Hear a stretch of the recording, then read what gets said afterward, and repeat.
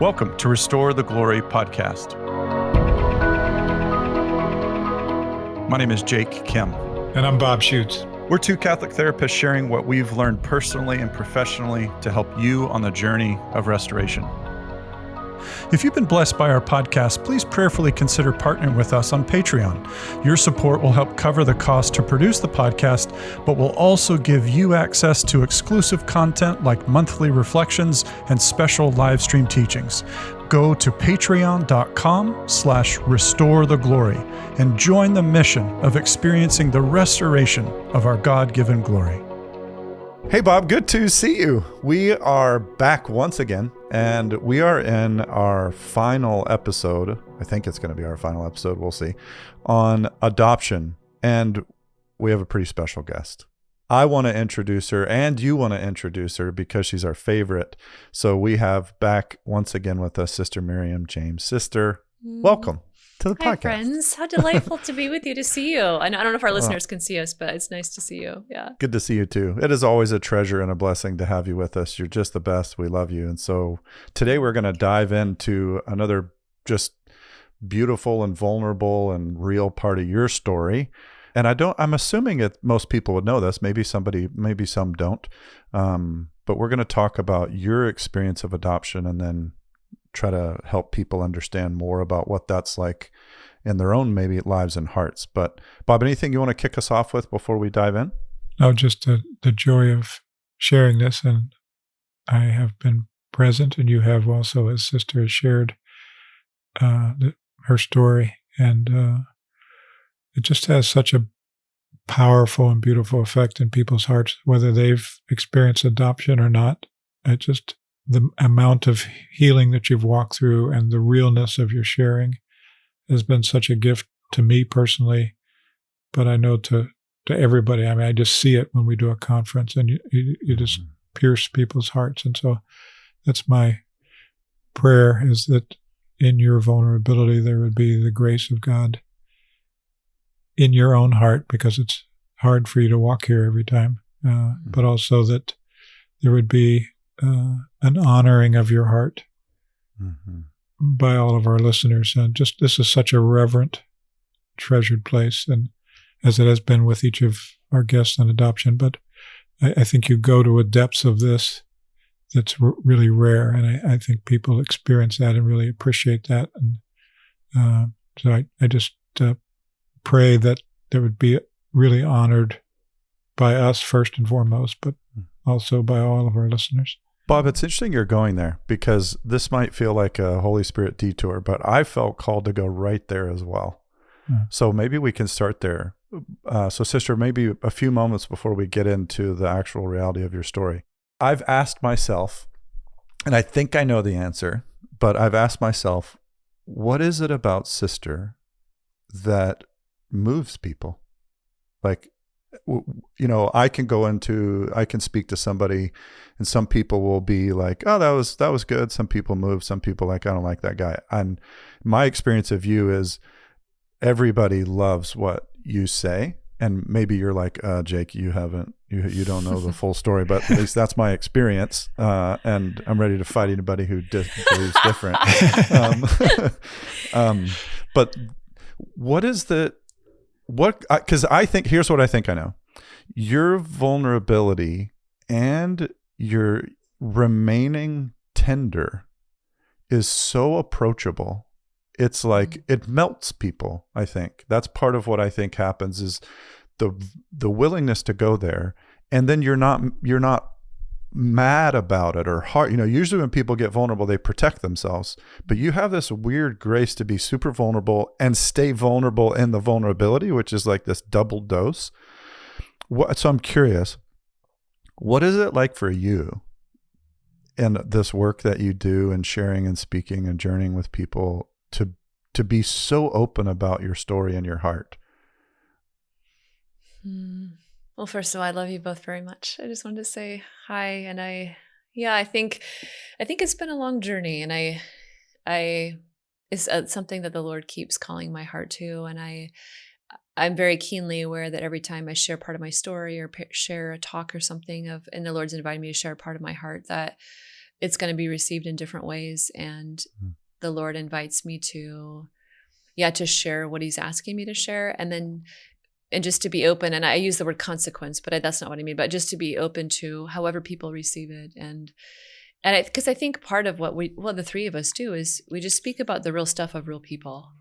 And because that's so rare many times that people are kind of like, oh my gosh, it's like you're saying the quiet part out loud. But it's like everybody can relate to that, whether you have, 3 PhDs and you're, multi-billion-dollar business owner, or you're a teenager, or you're a doctor, or you're a single mom with 3 kids. Like, all of us know the common human experience. And I think all of us want a place to open that part and just to be loved. And so for part of my heart is like, oh, it's a gift of my heart to you, but also I want you to know that you're loved there too. So it's like we're going to sit together to whatever degree you want to, and you're going to be loved too in the place that might be piercing your heart. And maybe that's what people relate to, like, oh, like that ache that we all have to be loved in the deepest places of our heart.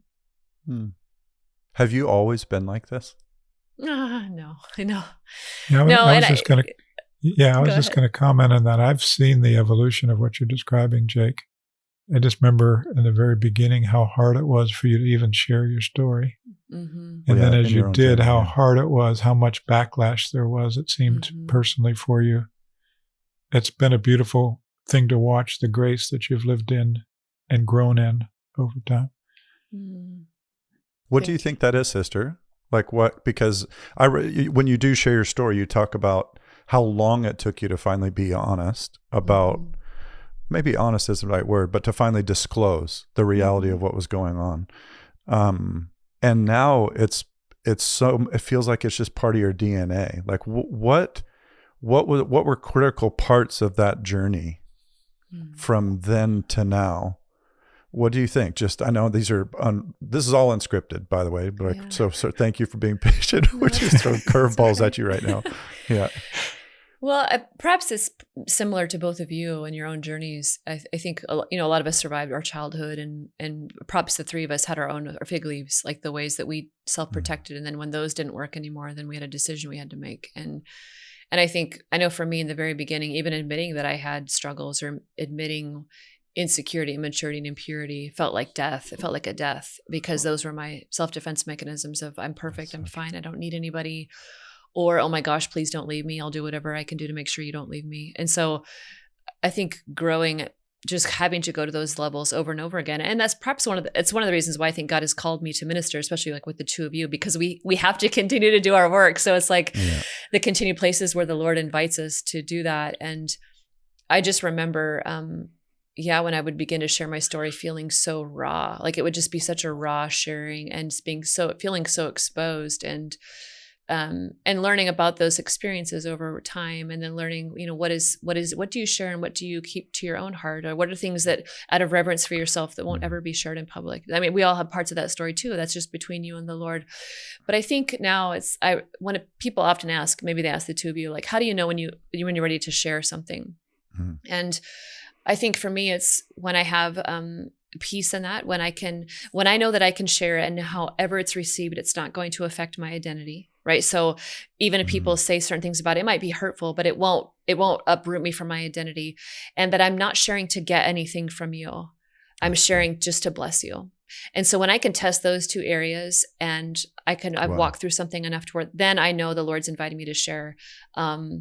But if those aren't places of my own heart, then I need to continue to discern that. And so, it's a huge risk. Like I was just sharing with you guys a story right before we got on about just people send me all kinds of stuff, and just the way people receive stories. And I think especially when we talk about adoption, or you talk about sexual abuse, or you talk about attachment, or healing, or love, or rejections, like those things hit so deep in people that many times our own experience of that, we're not ready for that. And so just kind of being able to navigate that, and to be okay, just to be okay with whatever is the outcome. I'm okay with that. And I can feel at peace with that. So.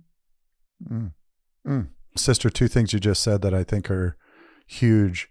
When I know my identity is secure, and I'm not doing it to get something from you. Yeah.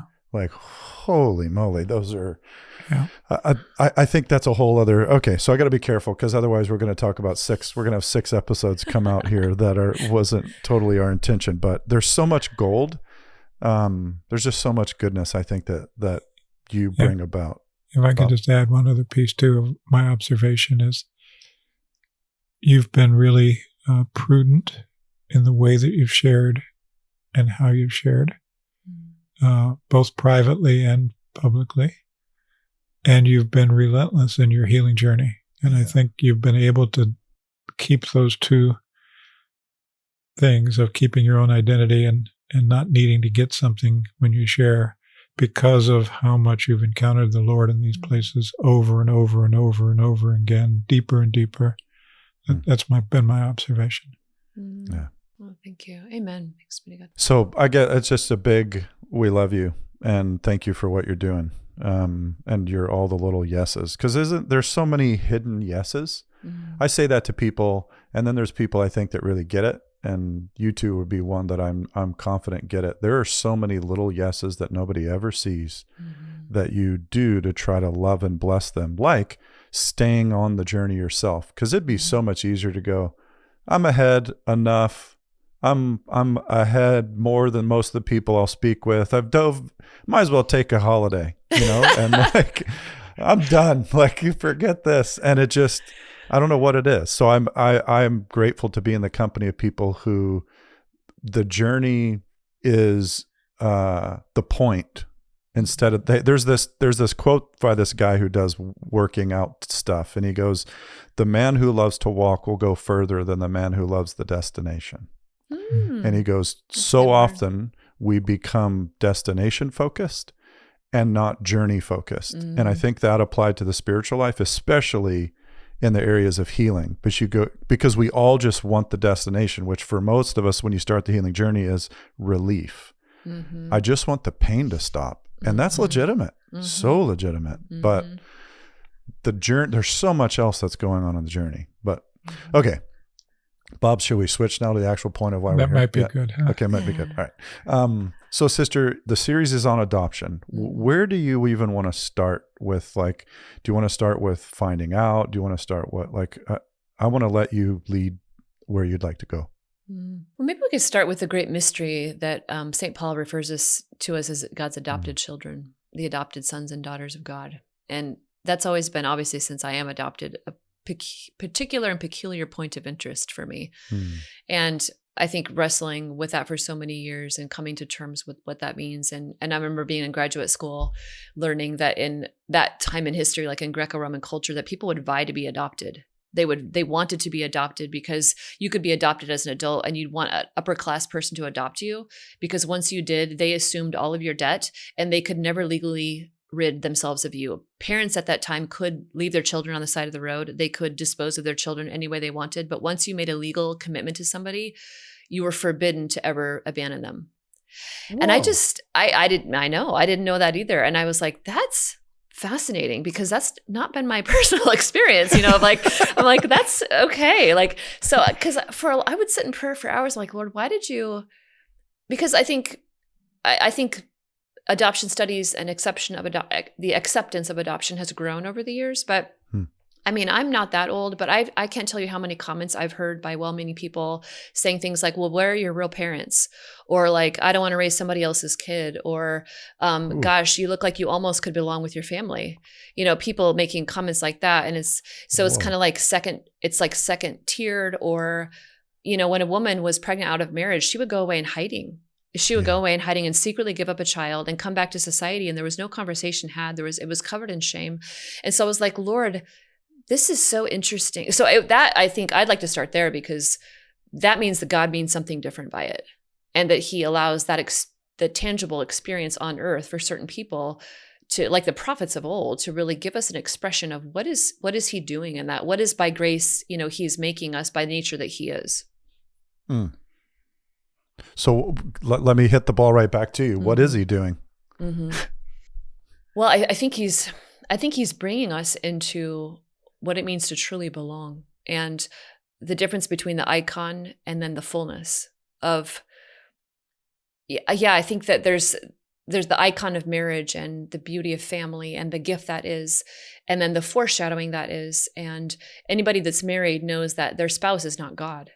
that they're given to them as an icon of how God loves. And the children that you're given are not your possessions. They're given to you by God. I mean, even just the way that God gives children to parents, it's just like fascinating so you think about the language of gift, of icon, of revelation, but then the reality of heaven, of when we will all belong to each other and nothing will be hidden, and we will all be in a complete and total union that is completely bonded, that is loving and giving and kind, and everyone will belong there. And so it's kind of like, what is God saying in that when he brings us into his own divine nature with grace of like, he says, no, you belong to me. Like I've chosen you. And that language replete throughout scripture of like, I've chosen you. You've been unfaithful. I'm not going to be unfaithful. I'm here for you. I love you. I'm like a bride. I've raised you to my cheeks as a father raises his son to his cheeks. And so I think the Lord is kind of expanding our deeper understanding of what does heaven look like? What does it mean to belong? Yeah. Even if mother and father forsake you, I will never forsake you. Yes.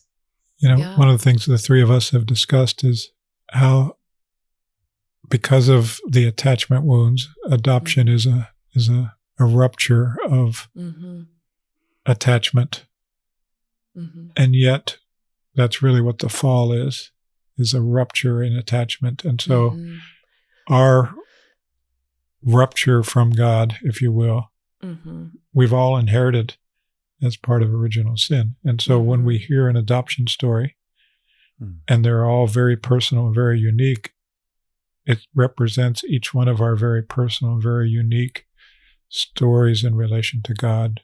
And that's why we can all identify so deeply. We were talking about that before. Why are our hearts so drawn into hearing people's experience? Because it's so much all of our experience. Even if we've grown up in a family that's biological family and we have a biological, it's beyond that. Sister, could you try to Bob, I want to piggyback off your point. I think, Sister, you do a beautiful job of this. Adoption is everybody's story. That's kind of the point we're making. That's why would we even do a series that can seem somewhat so narrow? It's not narrow at all. And so Bob, just to spell out what you're doing, and Sister, I want to set you up to try to bless us with something I think you would be uniquely able to do. We've all inherited the fall, which means we've all inherited deep attachment rupture to our deepest parent. And that's a little bit of I'm intentionally saying that language. So if we're walking around in everyday life, we might not even be aware that that's what we're walking around with. And sometimes, as we all know, we need somebody else to help us see what's going on in our actual story in life. And so, Sister, your story is different than mine, and yet it's similar. So in some odd way, why only the Lord can explain, you were given a deeper experience of the rupture. What can you describe? How's the rupture manifest? What does that feel like, in hopes that it can help me and Bob and everybody else go, oh gosh, that's my story too. And then we can get to, and what do I do about that? So first, if I can't even recognize it, what are things that I might notice that you've experienced that help me see, oh man, we have the same story? I think, gosh, you think of the 7 identity wounds that Bob often talks about in healing the whole person. And I think we can all experience in our bodies and in our emotions, our minds, mentally, emotionally, spiritually, physically, as men and women, an experience of abandonment, experience of, is anybody here for me? Does anybody care about me? Do I really belong here? Is there a seat for me at the table? Am I really wanted? Am I really wanted when it comes down to everything? Am I really wanted? Am I really meant to be here? Do I really have a purpose? All of us experience shame about certain things about ourselves, about our desires, or about our sin, or about our brokenness. And so I think that's the common human experience of rejection, abandonment, and shame. And of course, fear and all the rest of it come around that. But I think for me, especially those 3, when I remember learning about those, they were like some of the deepest arrows into my heart of like, I know that. And sitting with so many people over the years, I think every single human person, because of like what you both have said so beautifully, that's the original rupture of communion. Every single one of us experiences rupture of communion, and we might wear it differently, or it might be a little bit different facet of it, but that is the common human experience. And we all know it. Even if we don't want to know, we know it. Yeah, no kidding. When did you first start to experience that, and how was it connected to your adoption story? Mm-hmm. I think that some people say they remember feeling different when they were little. I didn't remember. I could probably look back, and I was very, as a little girl, I was very shy and very reserved. And my mom tells stories of how when she would take me to pre-K, like before kindergarten, that I would cling to her leg and cry. And, then after a while, mom got kind of like, she had to turn to other resources, and then she would wear her bathrobe and she would drive me. She'd be like, "Oh, honey, I can't come in today. Mama's wearing her bathrobe." I'm like, oh. So I had I had some deep areas of, my mom said I would always hang on the back pocket. Like whenever I'd be at the grocery store, I put my hands in her back pocket. And I have an older brother who's adopted as well. And he has a different story, but he wears his adoption differently. He'd be like six aisles off. My mom had to go search for him, but I was always like clinging to her. And it was very like when people were left out or people were made fun of or abandoned, it would hurt me deeply. And I was very sensitive as a child. But I think for me, when that whole story came to the fore, which I write about in Loved as I Am, but I remember when I was a little girl, I was about 7 years old, and I was looking through our family photo album, and I noticed that there were no pictures of my mom pregnant, like ever. And it was nothing our family ever talked about. Like it just wasn't talked about. And I just remember being puzzled even as a little girl. So I remember driving in the car with my parents one day. I was sitting in the back seat of the car. My dad was driving. My mom was in the passenger seat. And I just, from the back seat, my little girl heart, I just piped up and said, "Mom, how come there's no pictures of you pregnant?" And that's when the front seat got really quiet. And I'm sure my parents did not plan to have this conversation. I mean, I just, wow. And, and so my mom turned around and she looked at me and she said, "Honey, your dad and I wanted to have children very, very, very much, but we couldn't have children. For some reason, we couldn't have children. And your biological parents, your mom and dad, were in high school and they were very young. And they loved you very much, but they wanted something better for you. So they gave you up for adoption, and we got to keep you. We've been praying for a baby girl, and we got to keep you." And so there's like on-ramp information right there. But then, and my mom and I've talked about this a lot, so I can publicly say this. But then my mom said something that which will forever be kind of the shift in my own heart. My mom turned, when she said that to me, she's like, "But you want to be careful who you tell that to, because we don't want people to look at you differently." And so I had twofold information that day, being 7 years old, and you can't even compute kind of what's happening there. So you have that story of like, what does that even mean? And oh my gosh, that means I don't, but then on the other hand, to me, what that said was there's something wrong with you and you have to keep it a secret. And I can tell you, honestly, that is the day that I began to keep secrets. I remember the moment where I was like, uh-oh. And I started from that moment on beginning to keep secrets. And so for me, it was a devastating thing to find out in that regard. And like I said, I've had a lot of conversations with my mom about that, and she could tell me why she said that, and just her heart broke when she heard the ramifications of that. But so that's the kind of milieu of what was going on when I found out. What do you know about, besides the fact that they were high school students, what do you know about your biological parents? Well, I was born in the state of Texas in the 1970s. And so at that time, adoptions were closed. And so I have a piece of paper that I actually didn't even find till I was 30 years old. I have a piece of paper that's pink, and it has my mom and dad's physical characteristics. So I know that my dad was very tall and he was athletic, and my mom was shorter and very thin, and she loved music, and that they were both Catholic. And I have like 3 descriptions, physical characteristics about my mother. And that's it.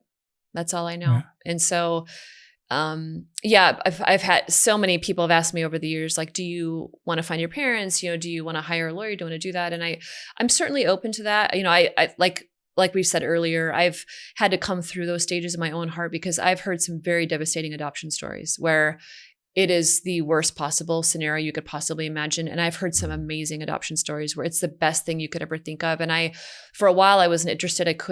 I knew that I couldn't take being rejected again. Like if I were to reach out to her and she didn't want to see me, or that for me at that time would have been beyond devastating.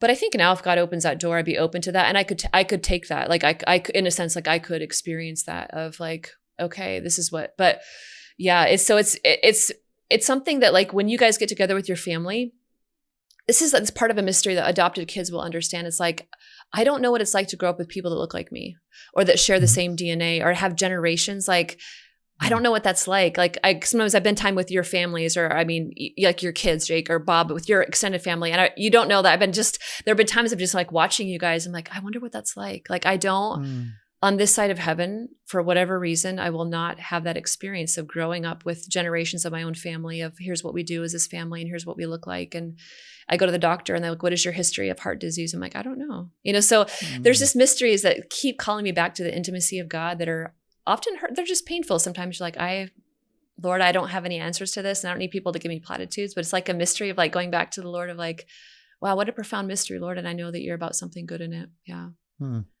Yeah. Sister, a moment ago, you said something that made me just, I felt like I resonated, but I want to check. You said there's this rupture, and as you're describing, the rupture and finding out in the car as a little girl, and you never knew that first experience, and yet you have this deep ache for it. So there's this mutual thing. I have this longing that almost like I can't totally explain. Now I have some sense of understanding it at 7, and how all that was handled. It was like I don't know how you handle that well. Just as I don't know how that happens. But what came up for me was, I think I know that as well. I never knew Eden the way that, and I was ruptured from it. And man, do I long for it. And it feels in some ways like, I know I can say this to you, it feels in some ways like, is that almost, there's a part of me that goes, you're not allowed to say that. Like, don't be a jerk, like don't diminish her story. But another part of me goes, no, I think that sister's story's helping me understand my own. That's why I'm making the link. Does that resonate with you? Because you have both experiences, which maybe is hard to distinguish, but what are your thoughts there? Oh, I think it's totally true. I think that's why adoption strikes such a deep chord in us, because we all experience ruptures, and some of us experience them very, very, very deeply.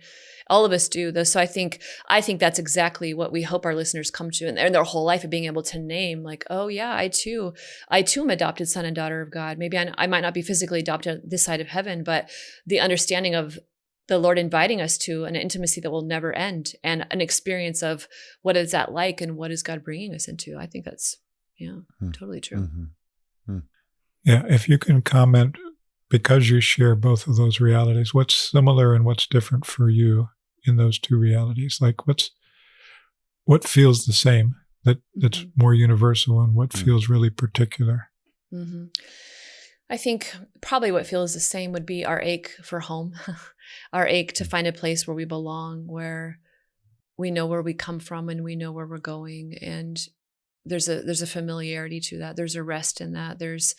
Here's how the way our family does things, or, and it's not to say adoptive families don't, but there's just like, I feel like there's probably a certain sense of like a deeper understanding. Like you can look back at your generations and there's a history of your family lines. And and I think also in the experience of other ways, like all of us, we desire that. We desire a place where we're received, where we're loved, where we're held, where we're nurtured, where we have those needs met, those desires. And so I think all of us have that desire. All of us have it in certain ways. All of us have it ruptured in different ways. I know both of you in your own story have experienced both sides of those things. So I think, and those are commonalities in both aches and also the sorrows. Yeah, I just wanted to share an experience. Just came up to me this past Sunday, and my 2 grandchildren are adopted. Kristen's children, who you've met, they love you, and you've both met them. You both have met them. But we were on the way back from Mass the other day, and my younger granddaughter, Anna Lee, started sharing about her mom. And the older one has talked about it before, but that was the first time she talked about it. She was 9 months old. And it was really moving to me to hear how honestly, she's 7 now, but just how honestly and vulnerably she talked about it. And so I could tell, I just looked back. I was in the front seat. I looked back in the back seat, and I could just see a look in her eyes and she was kind of looking off into a distance and the sadness in her eyes. And she was sitting next to her mom, and on the other side was her sister. And I just grabbed her hand, and it was coming fresh off of recording our podcast, and I just grabbed her hand and looked her in the eye. I says, "What do you think about when you think about your mom?" And her sister said, "Well, she was too young. She was only 9 months old." And I said, "Well, what do you feel?" And she said, "Sad. I'm just really sad."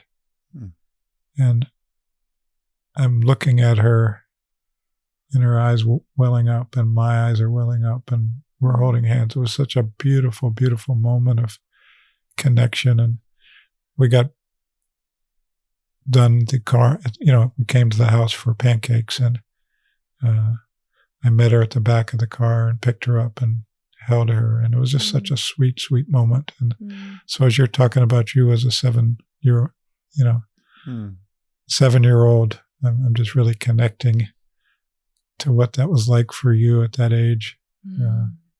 Just talking about it for the first time. Bob, you're almost bringing up a different aspect. What was going on in your heart as the heart of a father there? Yeah, this lovely. Yeah, I'm a grandfather to her, but it's a father's heart. It's the father's heart. Just knowing, again, we just did the interview with Kathy, Nick, and Brian, and Michelle and Chris, and so it was just really fresh on my heart. It was just really right present in my heart, and just the sense of it's okay that you feel what you feel. You don't have to run past it. And I'm just so proud of you for being able to say it and be there. And I just want to be with you in your hurt.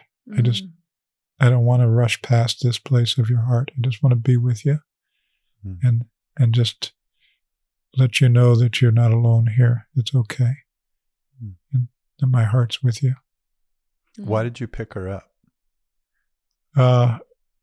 Because there was a level of connection with the gazing and the holding hands, but I just felt this deeper desire to surround her and protect her and comfort her.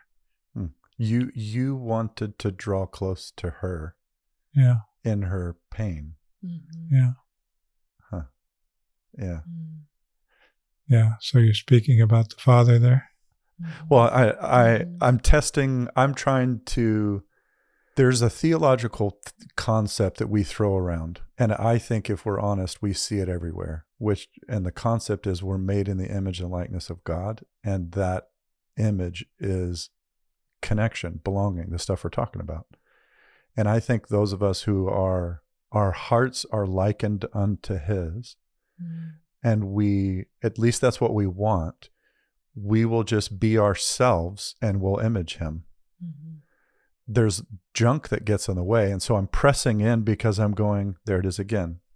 There it is again. There it is again. It's like the most central truth of all of reality. This is why I think adoption is so powerful on the positive and the negative side, because it cuts right to the heart of all of existence. Yeah. Sister, what's coming up for you? What are your thoughts, reflections, feelings? I just want to honor the tenderness of that story. And I just think of Annalie, and, we talk about reparative experiences, and that right there is a reparative experience for her of finally in her little girl heart feeling safe enough, and then having that risk and that the unpleasant feelings be met with compassion and love and care, and not minimizing or offering her platitudes or telling her to be quiet or she should just be grateful. I mean, like, oh gosh, like it makes me want to cry. I'm like, that's so God the Father of, this is what I want for you. Like, this is how I love you. And I think all of us, whether it's adoption or like we said, it's something else in our life, when we actually begin to speak vulnerably in our heart and we're met with that, the healing and the security that brings is life-changing. And I imagine maybe she's going to grow up one day and say, hey, when I was 7 years old, I started talking about my grandfather met me with love and care, and that gave me permission to be however I was and be loved there. Like, oh gosh, amen. Yeah. I love that she had that experience. Yeah. Yeah. Well, the bigger and deeper story is Kristen and Stephen, my daughter and son-in-law, persistently loving her there. Yes. And the security that's being built and the therapy that they go to every week. And, for her to be able to get to that place is just kind of incredible as a 7-year-old. I certainly wasn't there as a 7-year-old. Oh my gosh, no. Yeah, me neither. And it just, the memory that I hope she has that memory, but I hope she has the memory of the daily love that my daughter and son-in-law and her sister and her aunts and uncles and her cousins and everybody,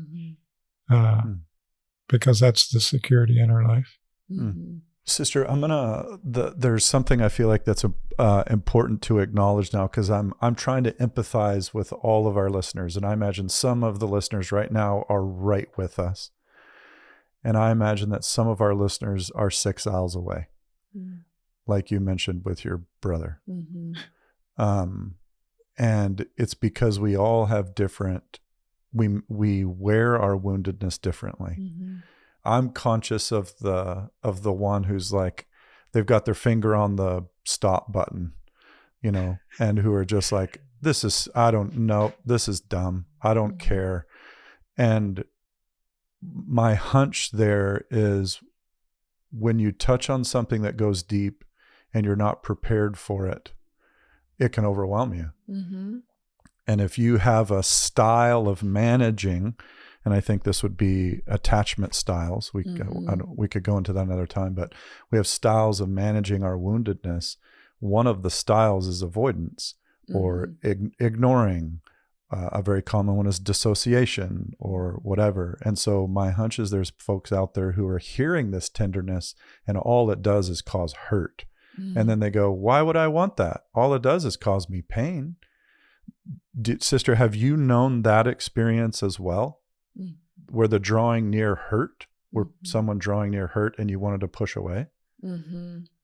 Yeah, I've experienced both of those, both an avoidant and anxious attachment, which has been interesting for me. And it just, depending on the relationship, it'll bring out one side or the other. But most certainly where avoidance seemed the best way to either not get disappointed or not have to invest my heart, or what if love is really true? What if it is really real? And what if it is going to draw me more deeply? And so a way of, if you keep a distance or if you harden your heart a little bit, then it won't hurt either way, either if you are disappointed or if it really does. So that's why this journey is such a wild adventure. You're like, okay, and just noticing that in different relationships, like different people will bring out different sides of my own heart. And so I think, if we're experiencing that right now, if we can just honor that of like a way that maybe our hearts are afraid, and maybe right now it doesn't feel safe enough, but maybe later tonight, if we have a moments of sense, okay, like what's happening? Like, what am I afraid of? Like, what am I afraid might happen if I let my heart open there? And just even little questions like that, and the Holy Spirit can kind of help us draw down more deeply into maybe some areas that the Lord would like to heal. And sometimes I think we're tremendously ashamed of our responses. We're tremendously ashamed of isn't it like a lot of people's worst nightmare to be considered like quote unquote needy or like clingy, and we're like, oh, I don't want to be that girl or that guy. I don't want to do that. Or, or we find ourselves shutting down, and we know this person loves us deeply, but we find ourselves inexplicably shutting down and growing cold or responding harshly. And we're like, what the heck am I doing? Like, I don't want this, but I can't stop it. And so I think when we can experience that with deep shame, but understanding there that like, okay, this is my heart. My heart is afraid right now, and I'm just going to ask the Lord to come and just be with me and open my heart when I'm ready for that. And I think that can help, like, just, instead of running away or indulging or repressing, we can kind of sit in those moments and just let that feeling wash over us and just say, all right, Lord, what do you want me to know about your love for me right here?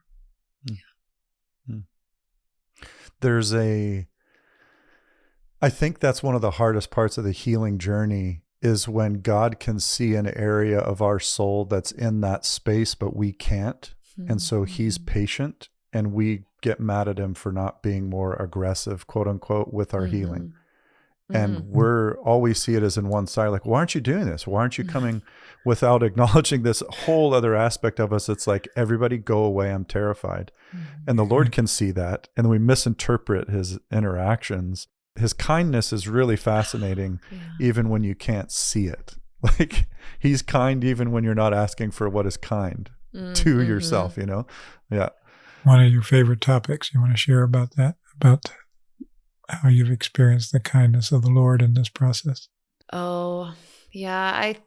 That's one of my favorite things about Jesus is just his kindness. And I think it's that very thing of being met over and over again with kindness that doesn't pull away, that doesn't react, that doesn't act harshly, but that doesn't like lick its own wounds and just fine. If you're not going to talk to me, then I mean, and I think I've had those experiences like you both have directly from God, but then through like relationships with you, Bob, or with you, Jake, or other people in my life where I've experienced God's kindness through them. That was a reparative experience for me of like, oh, I can be cold to somebody. And I mean, I don't want to, but like somebody can have an experience for me that I know is cold or that it's off-putting, and they love me and they know me and they still continue to offer kindness there. It's just why it's such a necessity that all of us are on this journey. Cause it's like even the ramifications in the most beautiful way of a love, of a heart that's been opened. But yeah, that Jesus is just so incredibly kind, that he's tenderly strong. Like kindness is tender strength, that he's tender and he's strong. And sometimes he is really strong with us, but he is always tender in that he never mocks us or criticizes us or, makes fun of us or emasculates, if you're a man, he doesn't do that. Like, so his kindness is so disarming. And Dan Allender said it's kindness that interrupts the cycle of self-hatred.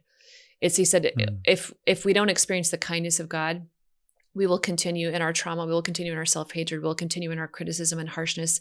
He said it's kindness that disarms us, that actually interrupts the entire cycle. And isn't that so true? Like when you think of, for both of you, if you've had experience where someone offered you kindness instead, or treated your tender parts with kindness, where you absolutely hated yourself, you're like, what? It's like, it's a foreign language almost. It's amazing.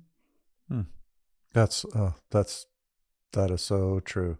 And what I love, sister, about what you're saying there is kindness gets a bad rap for being weak.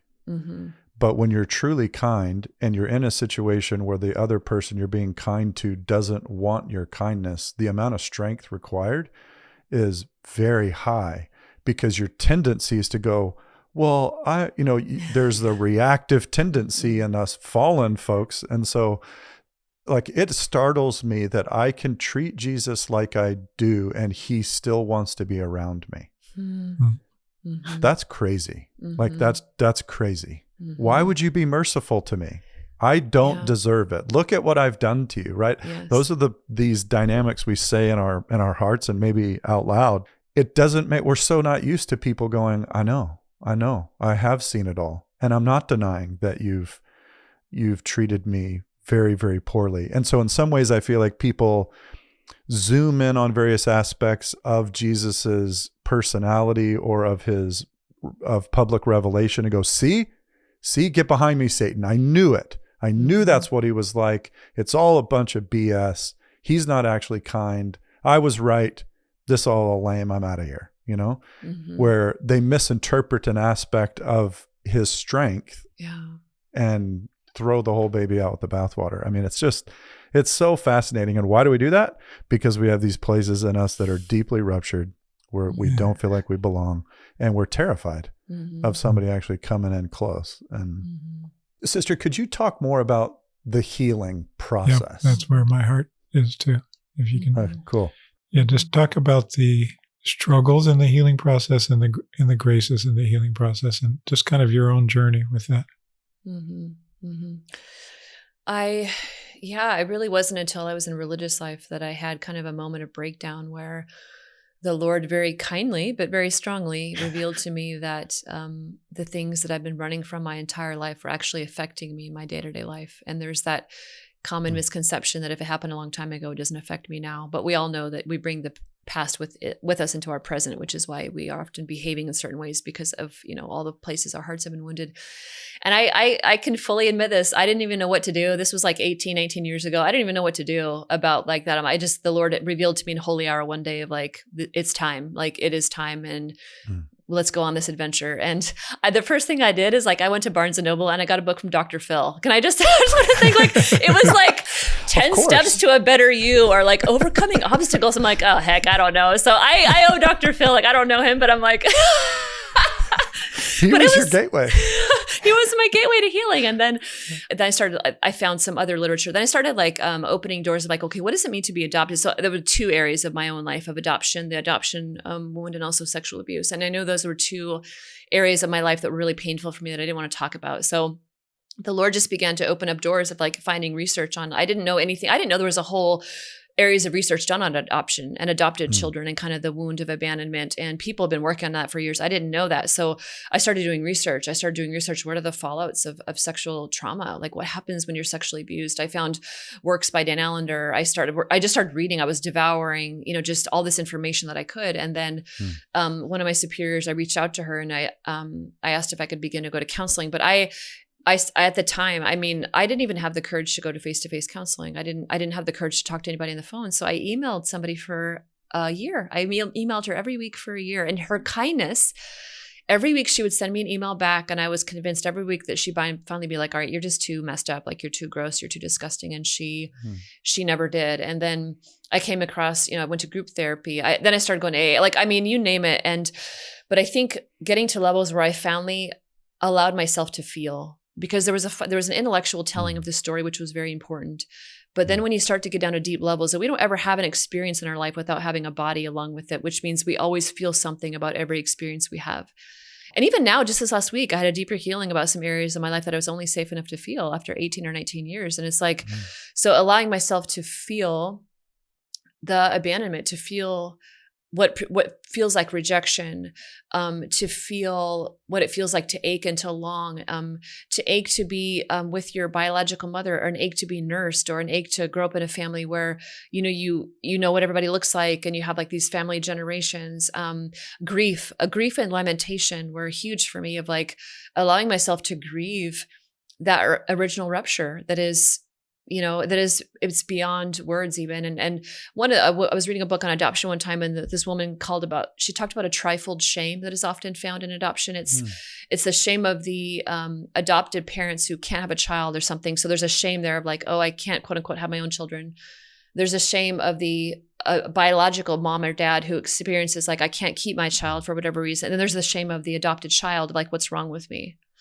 So I think having to go through that, one of the core lies in my life is there's something wrong with me. I'm defective. That's why I'm not wanted, and that I'll never be good enough. And so I don't belong. And so years and years and years of work in those areas of deeper healing, of allowing myself to feel, of coming out of agreement with a victim identity, of a lot of that. And it is the ongoing growth. And I have a dear priest friend who often says that there's a meditation that he uses that it's very beautiful. And I just offer that to your listeners as well. And he said that, when a woman gets pregnant, so there's the act of marital intercourse. And then, there's a time before we don't know what's going to happen, but then there's a time when a sperm finds an egg, and then your life begins, and then you travel down the fallopian tubes, and then you implant, you're implanted in the uterus.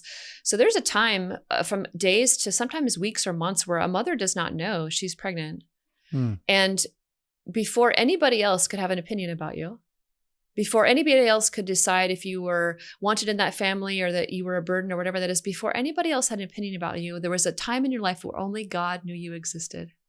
And he chose you into existence, and he chose you and chose you and chose you and chose you. And that is the foundational reality of all the acts of marital intercourse that could result in a pregnancy don't. But then you did, for whatever reason you did. So that act of God joining the soul to the matter of the mother and the father, to the DNA, and creating your life, that's such a sacred time. It's brought so much healing for me in my own prayer of going back to that time of going to Our Lady and being nursed at her breast, and going into her womb and finding Jesus there, that I wasn't alone. So that's a lot, but it's been a massive healing journey. And then even now, and as an adult, allowing myself to feel the pain at times where I feel the wound of abandonment, or I feel aches, I don't run away from that anymore. I'm okay, Lord, I'm feeling this ache, and I feel so little here. It takes me back to little places. I'm I feel so little here, Lord. Can I just sit on your lap for a little bit? Because I just feel so, yeah. Oh, that's so good. It's yeah, I'm don't stop, keep going. Oh, I think I'm just I'm with you in it. I think I'm trying to let my heart experience and follow your lead is what I'm feeling because And I'm hoping that our listeners can as well, because you're laying out, as you do, just like you're just laying bricks of gold on a path for healing. And I hope we can appreciate them and be able to take next steps. Like, for example, it might be, I can't feel. And it could be that's the first step. It could be, there's no one around who actually cares about me. And I loved what you said. I had to break agreements with beliefs of the victim mentality, or fill in the blank with whatever that is, whatever that might be for the person. And I know in my work with people over the years, there have been so many dynamics that because of their experiences, they've come into agreement with, and now they can't see. Like, it's this weird dynamic of they almost developed blindness because of the consistent agreements with lies. And then they're blind and they can't see, and they're going, I see, there isn't anything here. There's just, so many facets and aspects to it that I want to encourage people to, it's okay to start wherever you can start. And again, there's those people like, I'm not feeling, I'm not going there. Too much, too hard. Like, as if the current state is good. Like, that's the hard part to just be honest about, as if it's actually in a good state, or the fear of it'll get worse. But Bob, I feel like maybe we can start to land the plane here, beginning that process of, Bob, what's on your heart with regard to this, and maybe in the last zones we go into? Yeah, I just, as you were describing that last part, Sister, about the knowledge that is shifting about God choosing you. And yet we all know there's theological knowledge, and then there's heart knowledge. How did, just in that, if we could just use that as one example, how did you move? Obviously, the theological knowledge is a beginning of healing, right? It's like, this is the truth. Yeah, I am wanted. I am chosen. I'm going to agree with that rather than with the feelings that I have, right? But how has it moved from the theological knowledge of that down to the heart knowledge? And can you describe an experience of that, like an experience that you had where it moved down to just your heart knowing that reality, or knowing it better? Yeah, that's a great question. And I think those things, it's a process, not an event, right? And I think we can all honor that process. And I maybe you guys have experienced this too, but you know how you want to tell yourself, like you tell yourself things like, okay, I'm not rejected, I'm not abandoned, I'm loved here. But then somehow it just hits up against like it just hits up against the places, and you're like, I don't believe it. I want to believe it, but I don't. And I think part of it, honestly, which is doing the work of renouncing with the will in the name of Jesus Christ, because that was a lot of my defense mechanisms. And Father Justin Brady, we all know Father Justin. I mean, he's been my spiritual director for a long time. And there were some prayers of healing and deliverance that I prayed for an entire year.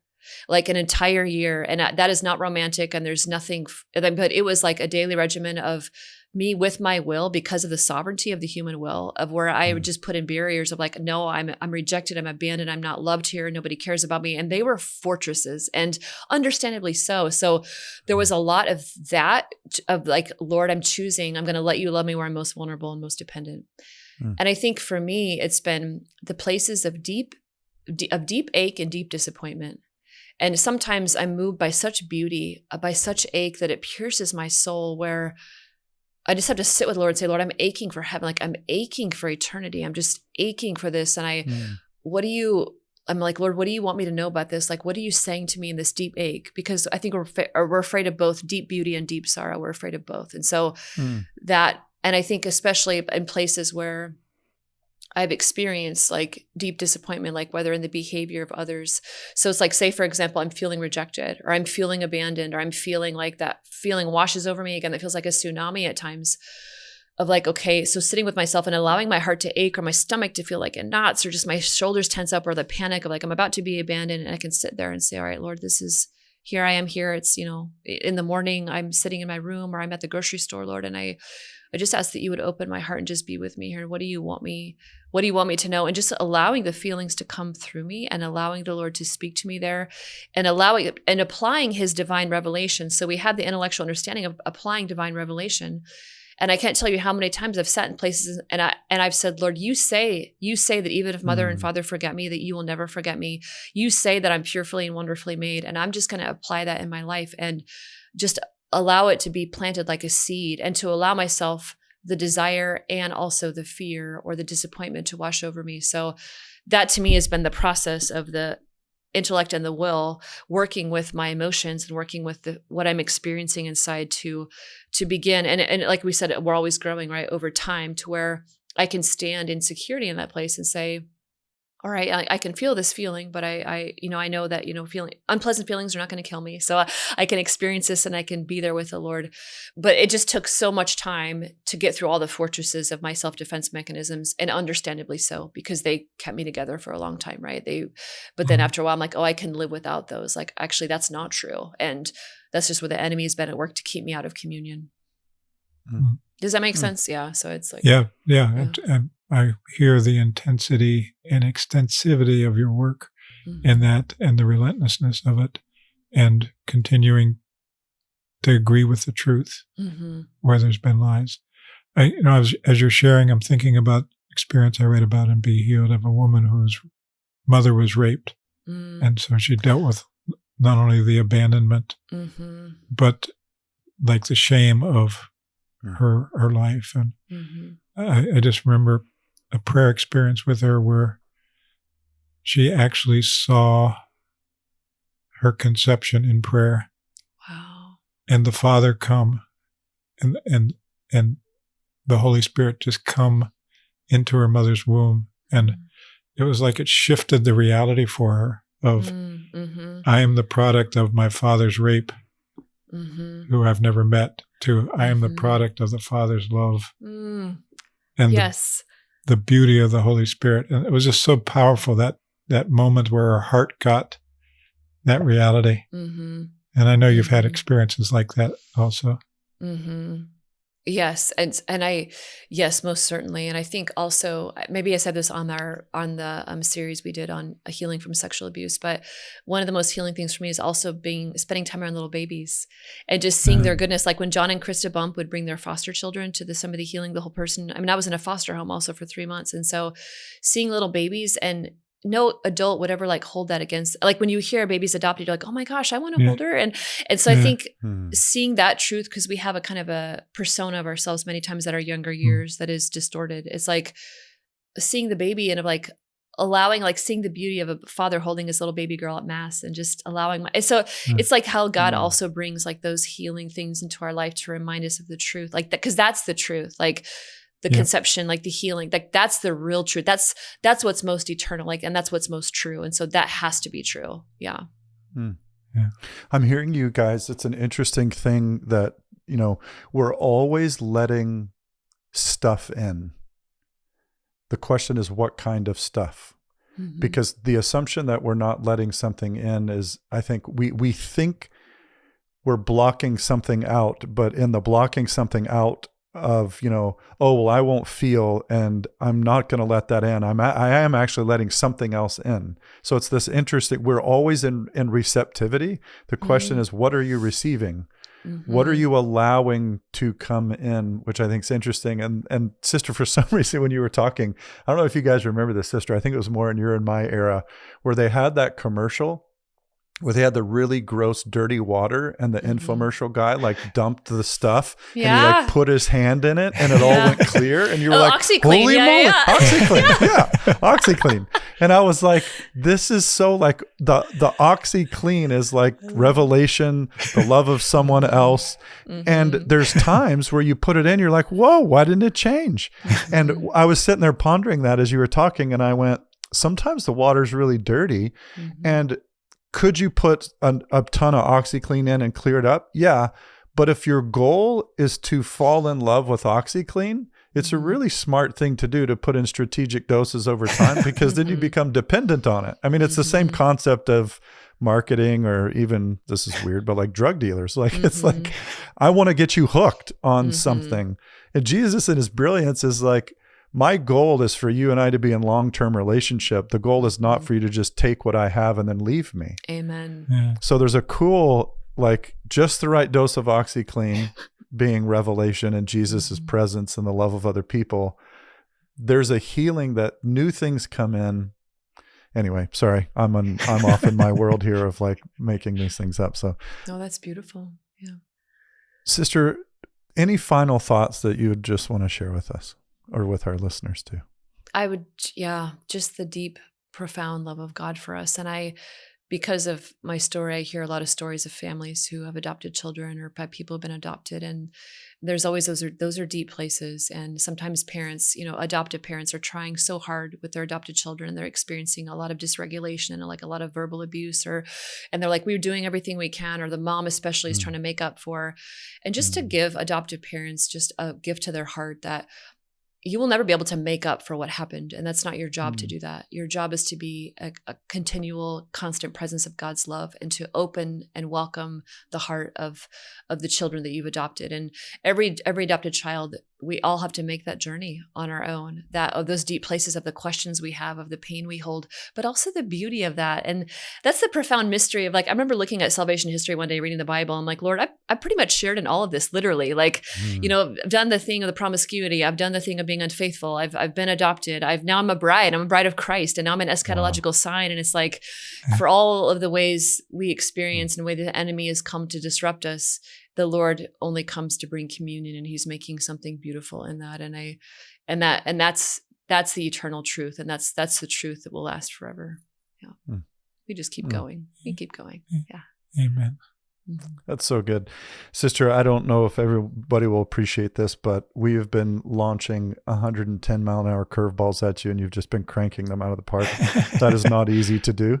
So thank you. Thank you for you. Thank you for all that you're doing. We love you. And we're just grateful that you're loving the people of God like you do and drawing us deeper into intimacy with the Father. So thank you. We love you.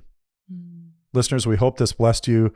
We didn't even mention it, which is kind of silly, but we all know each other so well. Sister does have a podcast that's some people might know about called Abiding Together. So you can go check that out there, and tons of resources and books and things. We'll put all those links in the show notes. But Sister, thank you once again. And listeners, the prayer is that you would receive the love of God. I know that's Sister's desire and heart. And so that is our prayer for you. And we look forward to talking to you again soon.